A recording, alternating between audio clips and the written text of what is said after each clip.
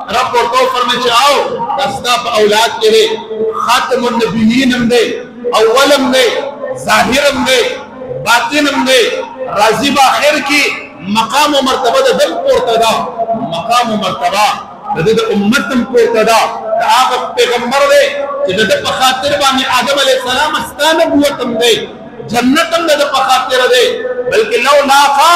رب کائنات جل وعلا محبوب مدنی جانات کا فرمائی کہ اے محبوبہ ستا ذات اقدس نوے ستا نبوت نوے ستا رسالت نوے ستا ذات بابرکات نوے تو اللہ رب العزت کو فرمائی کہ اے محبوبہ کہ چرستا ذات اقدس نوے نو اللہ فرمائی کہ ما بدخل خدای اظہار ہم نوے کرے ما بکائنات ہم نو پیدا کرے محمد امام الانبیاء صلی اللہ علیہ وسلم امام بحقی فرمائی اور امام طبرانی فرمائی کہ اللہ رب العزت جل وعلا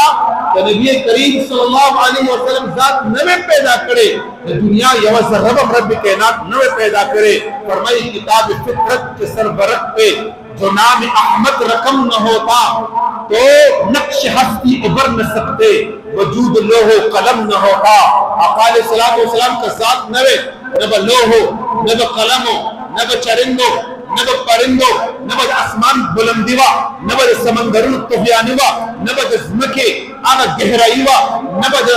هغه وحوش او حشرات او زنګلات او دغه نورونو دغه قمر دغه ستورو دغه انسانانو دغه خلق دغه خایف دغه جمال دغه حسن د کائنات چې څومره دي دا آقا مدنی جانان امام الانبیاء صلی الله علیه وسلم په وسیله باندې دي د آقا مدنی جانان په خاطر باندې دي هر یو شی د آقا علیه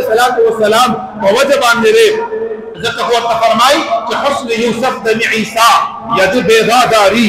آن چې خوبا همدارن تو تنها داری ذکر هو د شاعران داوي آقا علیہ السلام کو وسیلہ باندھے تمام کائنات پیدا دی انجیل برنواس کے حضرت عیسیٰ علیہ السلام مانے دا نازل شوے دے داغی چکم باب والنسم دے داغی حوالہ ورکی حضرت عیسیٰ علیہ السلام فرمائی کہ زمانہ بعد کے وحستی لا روانہ دا کہ عبد انبیاء دا پارا او دا نفوس قدسیوں دا پارا سمرچ مقدس نفوس ترشوی دی